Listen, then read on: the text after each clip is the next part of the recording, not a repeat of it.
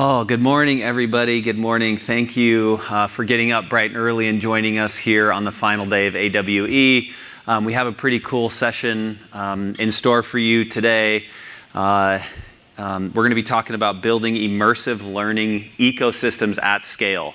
This is a pretty complex topic. We could spend hours going down the rabbit holes of each of the different nuances of the programs we've been working on, but we're going to do our best to keep it tight and get it together for y'all in 25 minutes. So I'm going to give you a quick introduction, a little bit about some of the work we've been doing and kind of set the stage, and then I'm going to invite Meghan up here and tell you a little bit more about her in a little bit, and we're going to have a fireside chat. So we've all seen it happen, right? We've all seen the XR or VR pilot program get up and running. There's a lot of excitement behind it, and it stalls, right? We've all seen the VR or AR glasses get purchased, and they end up in a closet collecting dust 6 months later.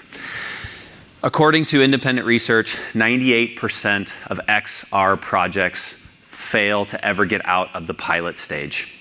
Only 2% of these implementations ever actually get to any sort of scale.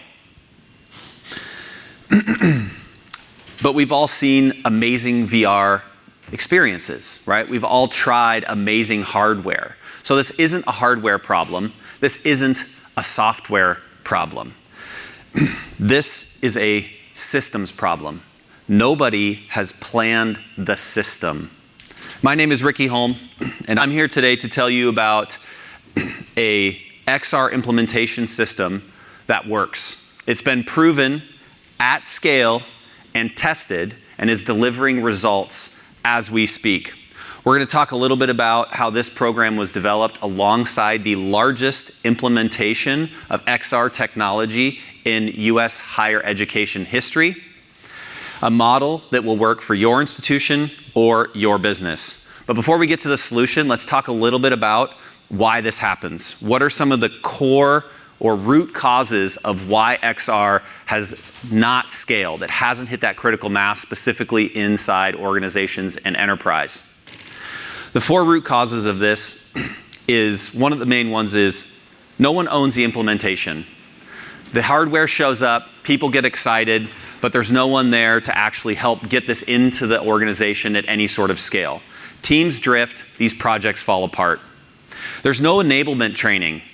There's excitement, but the stuff shows up and nobody understands how to use it. People get frustrated and adoption flatlines. There's no standard metrics reporting or collection mechanisms. The higher ups of people writing these checks, they don't see the value in these programs. Those budgets wane and the programs fall short. And lastly, these systems, as you all have maybe seen already, is that they don't integrate. Right? You have VR hardware that doesn't want to talk to the VR software, that doesn't work within your own internal systems, and these integration systems don't align, and the ecosystem breaks down.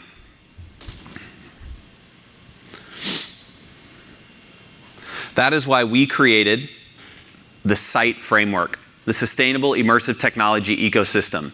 This 8-step framework walks through every step of how to sustainably implement these different technologies. This is an operating system for how to implement virtual reality into your organization. It is the playbook. Each of these 8 phases, from strategy to sustainable scale, cover the entire process of building sustainable, scalable, immersive technology programs. And this isn't just fluff. I promise you, this framework has been proven.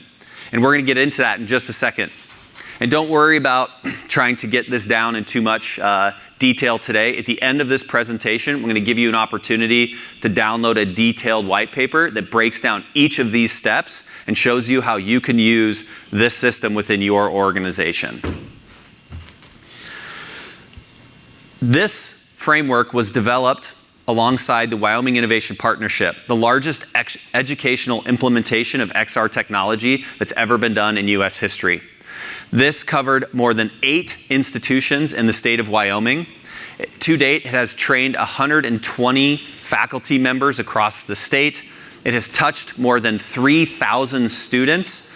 And we are happy to share that according to an independent study, The original $2.2 million investment put into this program is estimated to have a 5-year return on investment of over $20 million. That is almost a 10x return on the money that was invested into this technology.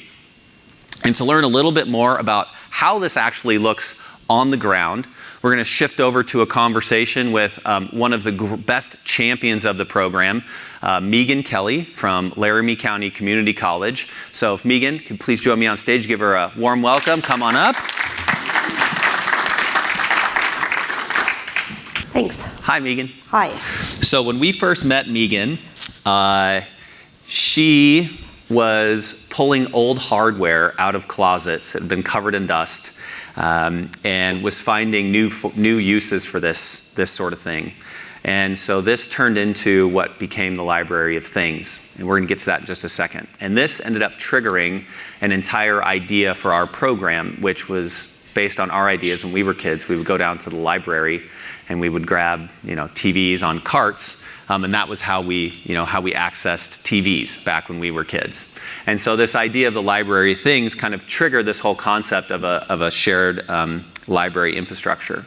So Meghan, my question for you is, maybe you could tell us a little bit about how the Library of Things got started, and why that ended up kind of working for virtual reality and immersive technology so well inside the LCCC. Yeah, so we actually had some of those things in the library that weren't being checked out, and kind of like the Google glasses in the closet that you bring in and then never get distributed.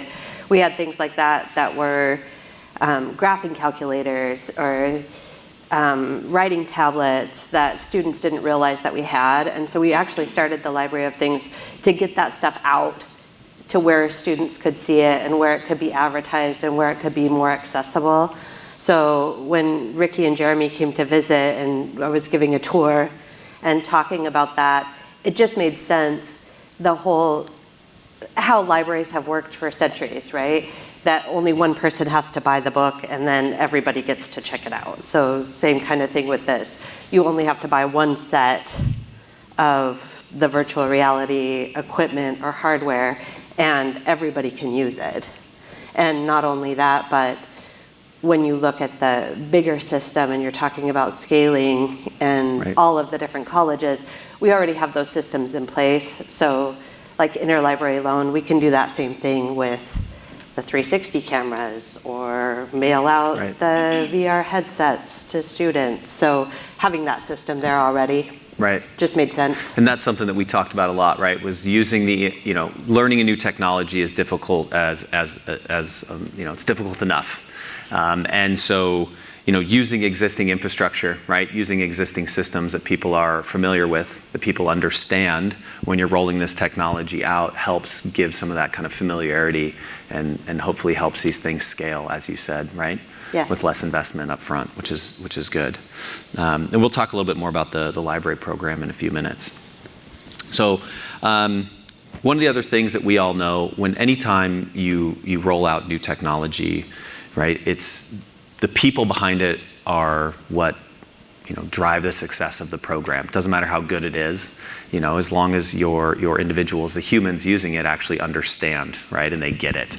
And so, professional development or training is something that we talk a lot about, and you've been a huge proponent of within your institution, and we know how critical it is to have your teams trained up. And so you have a couple of interesting stories, about how you approach training. Kind of what has worked for you and different lessons you've learned when trying to train people up on using something like immersive technology in a large organization. Yeah, and actually it crosses over to our talk about systems too. So libraries in colleges are already for teaching, right? You're teaching people how to use resources, you're teaching people how to access resources. So we already had the systems in place of online guides across all of the colleges in the state. So it was pretty easy to scale that up of a guide of how do you use all of these different technologies, all the different hardware, all the different software, and have one online guide that could then be copied over to all of the different institutions and they could put in their own things too of whatever. If they had specific links that they needed to do, Right. they could edit for them. And then as far as training people, my thought is train as many people as possible to the extent that they're interested.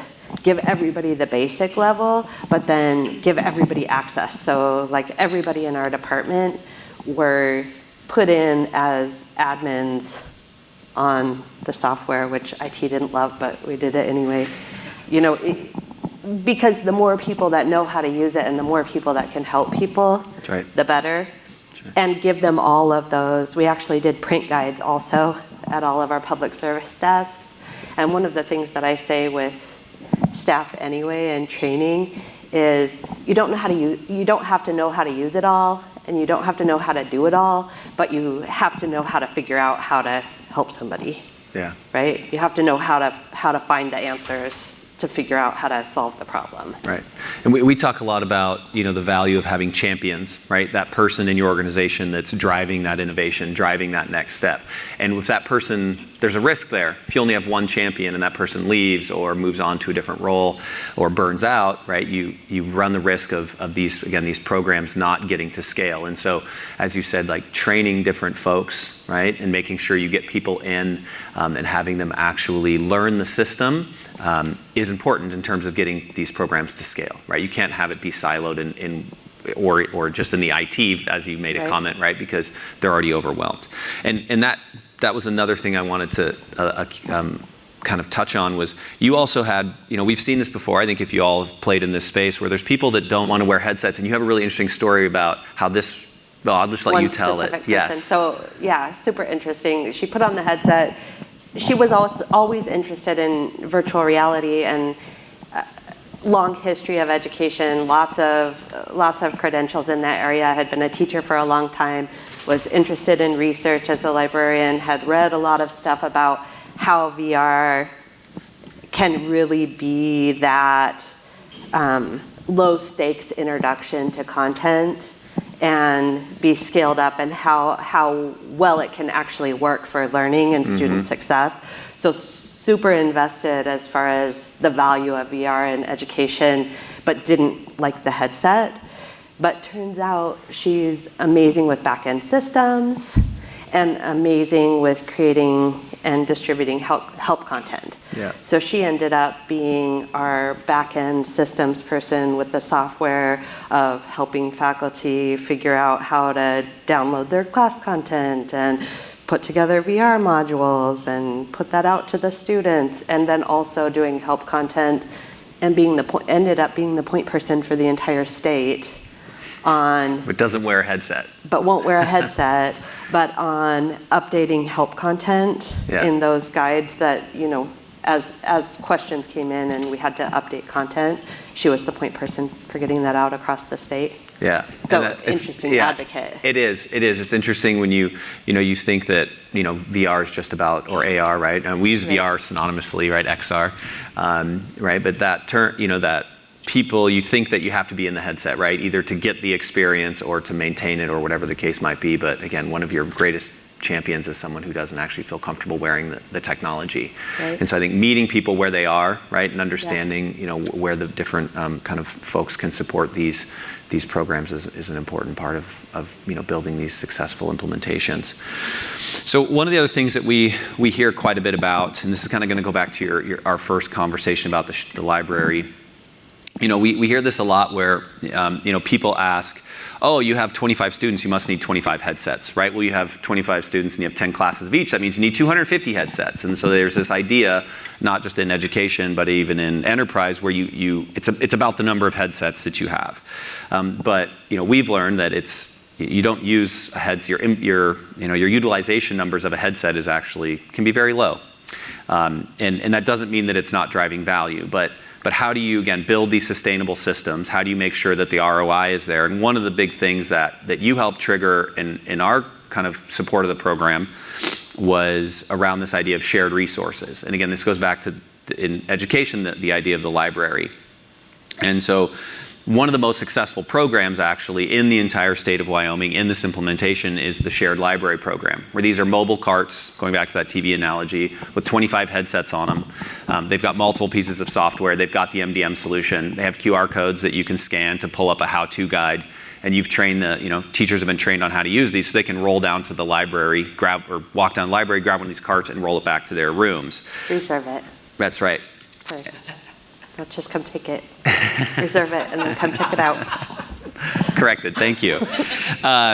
So, maybe, and I know I kind of explained it a little bit there, but maybe you could tell us a little bit about, how that's working for you all in your institution and where you're seeing the value of, this kind of shared resource model. Yeah, I think it's working great. Some examples, we had some early adopters and people who were really excited about it, who had been to different conferences and seen. So one of them is communication, speech instructors, and some of the content is students being able to get in and practice their speeches. They can upload their slides and do it in the virtual reality environment, and again, that low stakes where they get to practice doing it ahead of time. So one of the early adopters was one of the speech instructor people. I'm not sure I'm answering this the way. Oh, go for it. Yeah. She was very excited about it. We also got headsets that you could check out individually, which I think was really important. Yes. They were originally meant to go out, that we could mail them out to students and online or distant students, but what we've seen is actually the faculty who want to integrate VR in their courses are the people who are checking those out.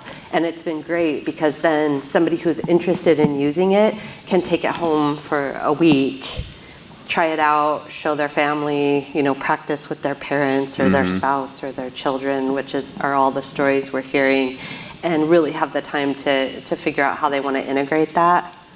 So this specific instructor had actually taken the headset back to her hallway with all of the communication people and showed them all what she was doing to integrate this into her speech classes.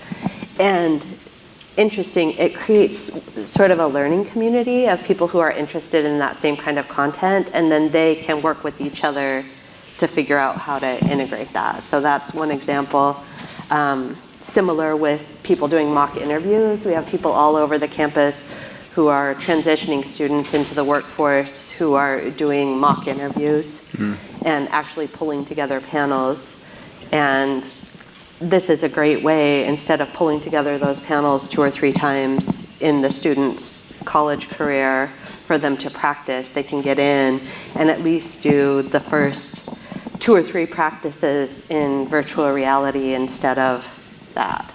Yeah, and there was another interesting story you had about a homeschool mom. Which is a little bit, it's just a unique story, I think, to talk about how once you get a champion and you get somebody trained, right, and what happens when they start to feel comfortable in a headset and how that can actually grow.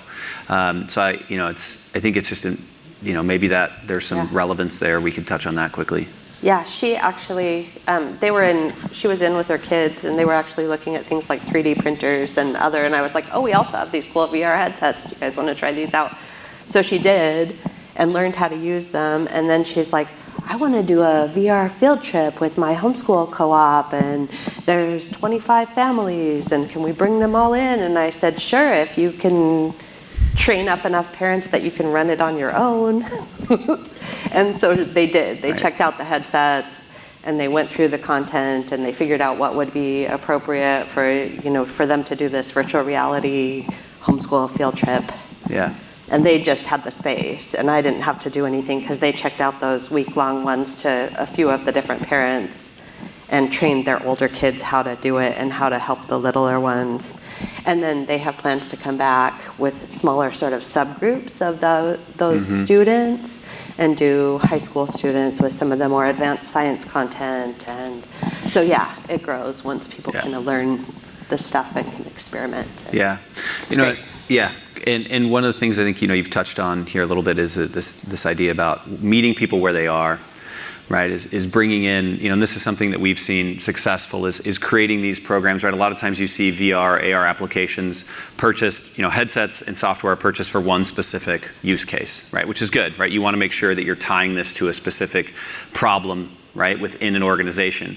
But one of the things that's been really successful in the library program is creating opportunities for people to learn at their own, right, their own speed, right, learn at their own comfort level. So coming in and getting a headset or getting a piece of software and exploring it, right, because we've all seen that aha moment, right, when you put a VR headset on for the first time. It's like teaching I have to still teach my mother who has a doctorate how to use her iPhone, right, but when she finally gets it, right, when she finally figure something out, now I get these animated emojis constantly, right? But that's because she has engaged with it, right? And this is how mom shows her love, right? And so it's like the same idea with this technology is creating opportunities for people to come in and actually engage with it and see where it drives value for them.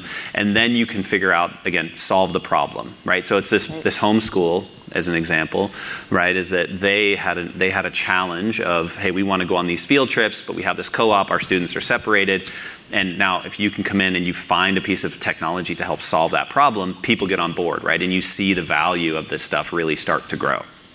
So we're almost out of time, and so, Meghan, just as like a way to kind of wrap things up a little bit, and we'll hang out for a few minutes afterwards, is if there's anyone in this room that's just getting started, whether they're at an organization or in a educational institution like yours, I was hoping you could give the group a couple of tips, maybe 2 to 3 tips on like where to get started, best places to begin, and how they can really kind of dive into this. And before you do that, I'm going to go to the last slide. If anyone's interested in learning more about this work and a very detailed breakdown, this is a document. You will have to give us your email address, but don't worry, Jeremy, our marketing strategy guy, is here. He will not spam you that much, I promise. But this is a really cool detailed breakdown of what we talked about today that has a lot more of the nuts and bolts in it. And so that's a free download, so please feel free. Okay, Meghan. I think the point that you mentioned is one of the most important ones of actually meeting a need. So we had an experience, we have had VR integrations, AR integrations that failed. Mm-hmm. And part of it was the software that we got didn't meet the need we thought it did. We didn't have the hardware that matched how to do the scalable piece. So make sure you're actually getting something that meets a need. Right. And that you've thought through how to scale this stuff. Yeah. Well, and I just want to, on your first point, right, that's something that, is we see a lot of people that say they want to get into VR, and the very first thing they do is they go buy hardware. Right. Right. And that's not necessarily the best place to start. You might need a couple of systems to like actually try this stuff out, but reaching out to software vendors, right? We hosted a training conference for the state where we had, I don't even remember, it was like 15 or 20 software vendors that showed up. And so actual folks in the state could try it, right? And they could go, oh my gosh, and you ended up picking out some. That's right. You picked out some software that ended up being one of the more successful programs called Body Swaps, right? Which we weren't even really looking at. And you saw the value in that. You said, oh my God. The interviews and the communication. That's right. We have these digital kids, right, that don't have social skills. Oh, did I say that out loud? And they need help preparing. And so you saw the value in that. And now once you understood the problem you were solving, you were able to scale it. So I think that's really important. And what was the last thing you were going to say? Systems, I think you were talking about. Yeah, I mean, I think you can do projects in all sorts of different ways. And we've all been involved with projects that are the little growth and you're working on it. But if you really want to do something scalable, you do really need those systems. The project management kind of thing, and the structure and the marketing and the calendars. And you guys were a great help with that. Yeah. So you did a good job. They provided that structure piece. Yeah, thank you. So. Well, and it's been a really interesting, it's been a year and a half working with the state of Wyoming to develop this system. And it's been very successful. We're all very excited to see, where it goes. We just submitted numbers, but we haven't seen them combined. That's right. We'll see that eventually. Yeah, that's right. So if you sign up for our mailing list, you'll get an email that tells you about the success of the program. Okay, we have 10 seconds left. Anything else, Meghan, that you want to share? No. But I'll hang out too. Okay. People want to all right. chit-chat. Right on time. Look at that. I love it. Hey, thank you all for coming. Enjoy the rest of your AWE. We'll be here for a few minutes if you want to chat.